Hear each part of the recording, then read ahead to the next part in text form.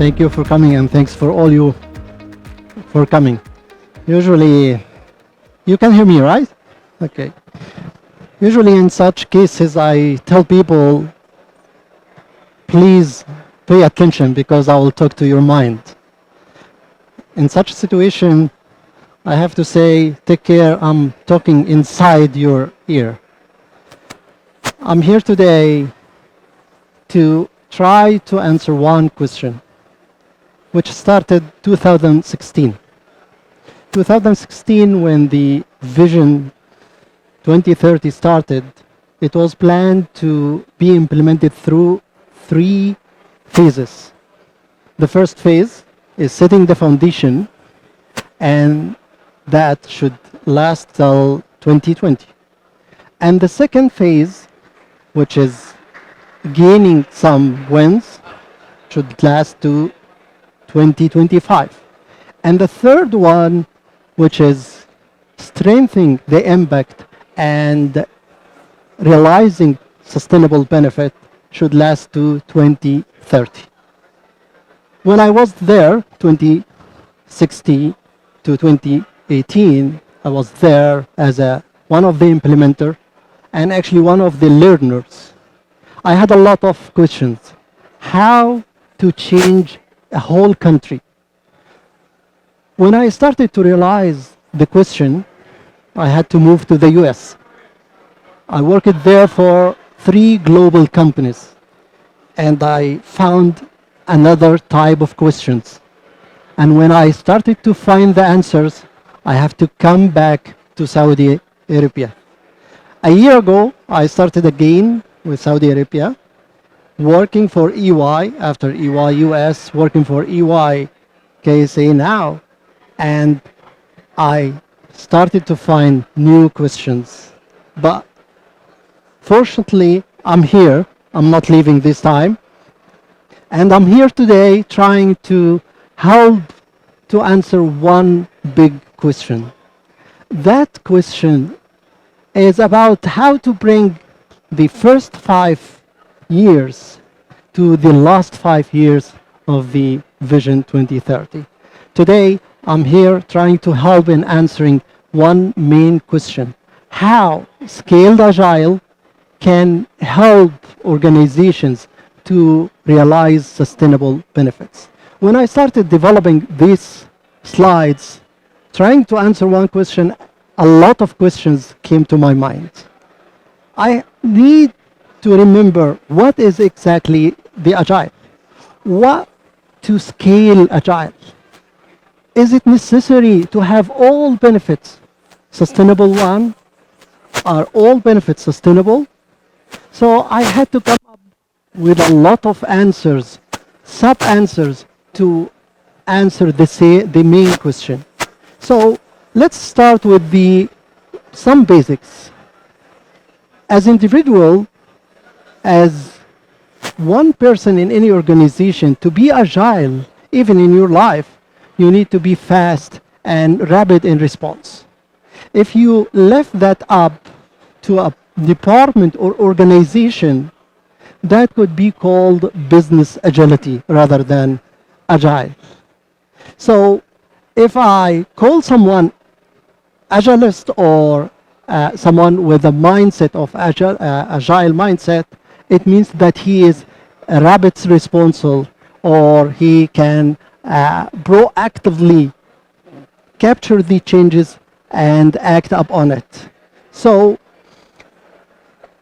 being agile doesn't mean that you are using agile management, but using agile management, it means that you are agile on different levels. There is a traditional dilemma: should I use agile or waterfall? I believe there is no distinctive, sharp distinguish between the waterfall and the agile. Whatever waterfall you have, there is some agile within it. Whatever agile you have, there is some waterfall concepts within it. So don't try to enforce one of these 2 methodologies. Both will be there with different with different contents. So this is one of the main questions, why to agile? The second question is when to scale that agile. The first point here, you can't scale something you don't have.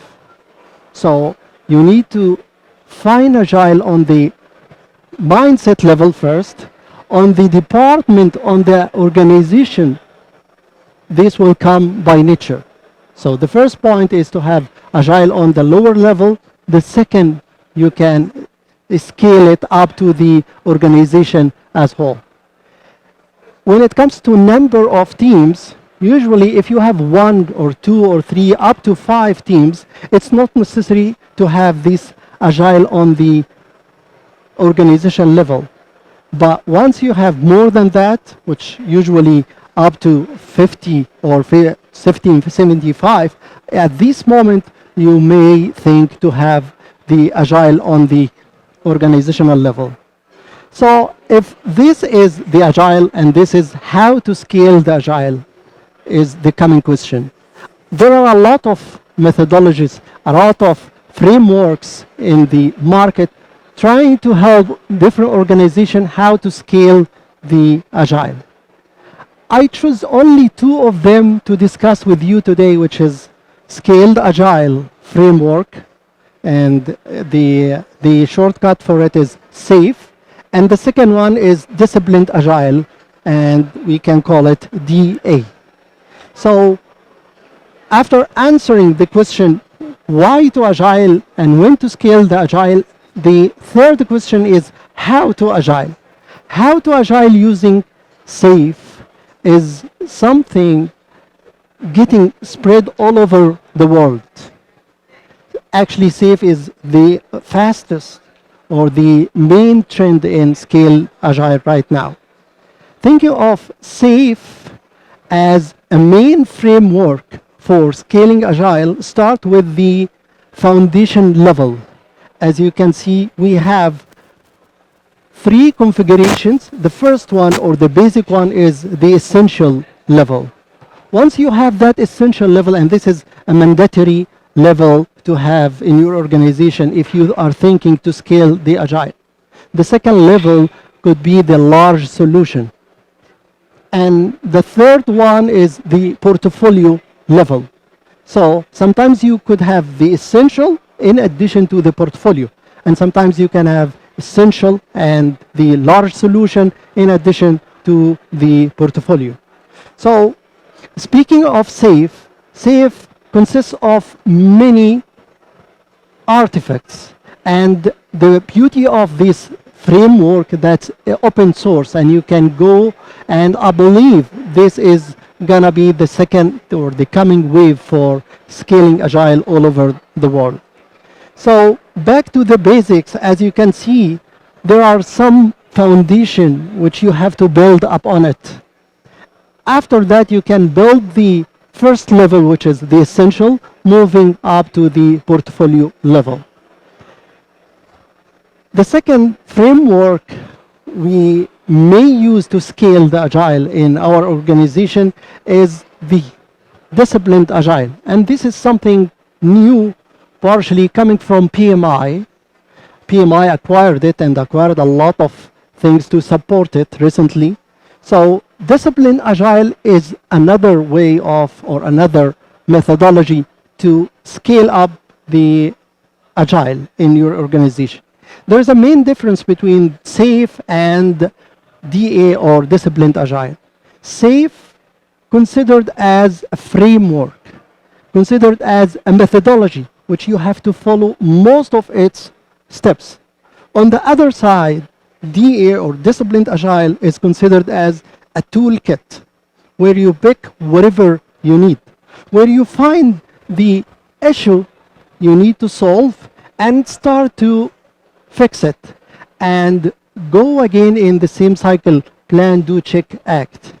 So if you or your organization, that type of organization which already has Agile and need a descriptive way of scaling Agile, I believe SAFE will be a good option for you.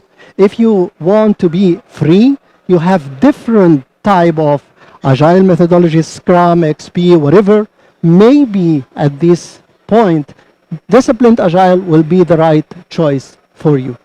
So to wrap up what we mentioned so far, to be agile on the individual level is the starting point to have the business agility on the enterprise level. To scale something, you need to have it first. You need to have Scrum or whatever methodology, agile on the team level, and then you can scale up to the enterprise level. To do that, you may use SAFe or you may use the discipline agile. So what about the benefits? Remember, the main question is how scaled agile enable organization, or scaling agile enabling organization to realize the sustainable benefits. So throughout my experience, there were some mix between benefits and other terms. Let's first agree that the simplest definition for benefit, that's it, a measurable improvement in performance. This is the simplest definition for benefits. A measurable improvement in performance. If you have some performance, you can measure it and you can improve it, then you got that benefit. So another definition which I wrote in my last book, that it's constructive and sustainable impact generated by different departments or different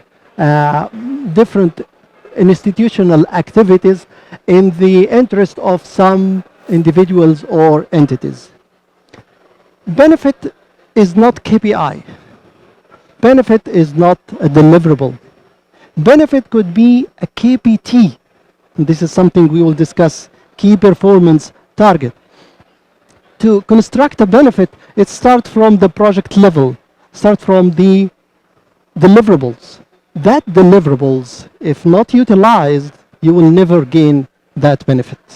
That deliverable should have some owner, should have transition activities in order to be utilized in the operation. And this is exactly what we are trying to share with you here. So it starts with the output or deliverable. Moving that output or deliverable will create a new capability within the organization. That capability will result output or product within the organization. If you utilize that outcome or activate that product at that moment, and at that moment only, you will get that benefit realized. One of the things I saw several times, people mix between the measures, metrics, indicators, as well as the key performance indicator. When it comes to operation, there's some performance, and you need to measure that performance. Let me borrow one of the examples I heard this morning. If we are talking about the green Riyadh, in order to see if you are on the right track or not, you need to measure several things. One of the examples mentioned this morning, number of trees. This is the measures, and you started to have some metrics. But once you have the number of trees divided by the number of citizens, at this moment you start to have indicator. How many tree per person or per capita? So this is the indicator. Once it's a key performance indicator, KPI, at this moment you may need to set some target. If that target is clear and achieved, it could be a benefit, but not necessarily a sustainable one, because some benefits happen once, and some benefits, if it goes into operation and you continue realizing that benefit at this moment only, you can consider it a sustainable one. So in many organizations I worked for, a lot of projects, after it's finished and you have very nice deliverables, those deliverables, without further ownership, they become orphan deliverables. Similar to what happened in research and development, for example. A lot of good research, a lot of good patents, it goes into what they call it dead zone. That's when you miss the output, you miss the benefit, you miss even your investment. When you should consider a benefit a sustainable one? Usually, when the impact will affect a lot of people for a longer time, at this moment, you can consider it, and someone is, after it, someone is measuring it, at this moment, that benefit could be considered a sustainable one. Couple of key success factors to realize benefits is to make sure that there is one of the heads or one of the responsible is owner of that benefit. Don't let it fall into the dead zone. Make sure there is a transition period or transition activities between the project output and the operation based on that improvement performance. Another key success is to have the transition activities part of the benefit realization plan you have in your planning documents. Since there will be a new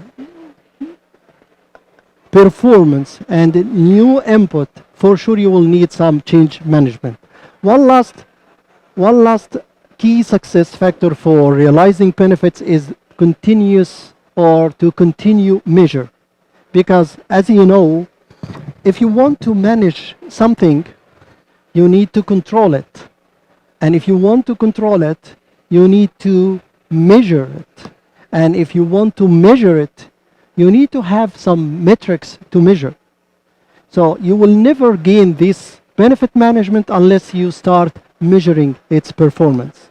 So by that, we discussed what is agile, when to agile, and when to scale, how to scale the agile. The second part, we discussed the benefit, which is measurable improvement in some performance, and we agreed that not all benefits are sustainable. It's time to see how to connect these two different concepts. What you see here is PMI Flex framework. This is another framework acquired by PMI recently, where it shows a stream or value stream. That value stream could be on a department level, could be on a ministry level, could be on a sector level, and could be on a national level. That flow starts and ends at the customer. The middle, the core of it is the customer, as you can see here. That customer, and all customer, either internal or external, they have some needs. Those needs are the main input for the portfolio and the strategy of the organization. This strategy and portfolio is cascaded into the programs and products. To come up with these products and programs, you will need to have some implementation, and this is where you will get or start getting the benefits. How benefit enjoy? This is another question actually. How do you realize benefit in general? I'll give you a secret. Whenever you want to think about managing something, go back to Deming cycle. Plan, do, check, act. So if you apply that to benefit, so you need to plan the benefit, you need to define it first and plan it, and you need to manage it, and then you need to check if it is achieved or realized or not, and then you need to go back and go in the same cycle. Plan, do, check, act. So similar way, in order to realize benefit, you need first to define that benefit. And no one better than customer to help you in defining the benefits. Either it is sustainable or one-time benefit to be realized.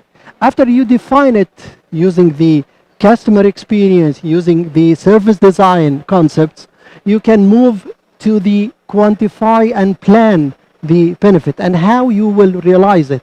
And this should be embedded on the portfolio level. And this is one more thing. A lot of people asking, and actually this is what PMI used to do. They used to stick the benefits to the program level. And that was in the old days. Nowadays, they started to recognize that benefit could be on a project level, on a program level, on a portfolio level. So wherever you are managing work, there could be a benefit, regardless of its size, regardless of its type, regardless of who is gonna get a benefit of it. So after defining the benefit, after planning the benefit, you will need to execute the benefit realization plan. So this will happen during the product management, during the minimum business increment. And this is, I can't say similar concept, it's different or more advanced level of the MVP, the minimum viable product. This is another type of the MVP, but advanced one. After having these MBIs, at this moment you will start to realize the benefits. When you get some release, when you start get the potential level, and it will end up by sustaining, by having that value. So what we trying to do here, utilizing the scaled agile framework, Flex from PMI, and mixing with it how to plan, define, plan, and manage and realize the benefits. To conclude, try to find your questions, your specific question based on your circumstances and your organization status. Implement if you have already agile, scale it up, and try to have benefit all over the working levels. One last comment, I believe I'm similar to a lot of you, struggled with the gym, so I didn't know what to do exactly, cardio or weight lift or what, until I heard something.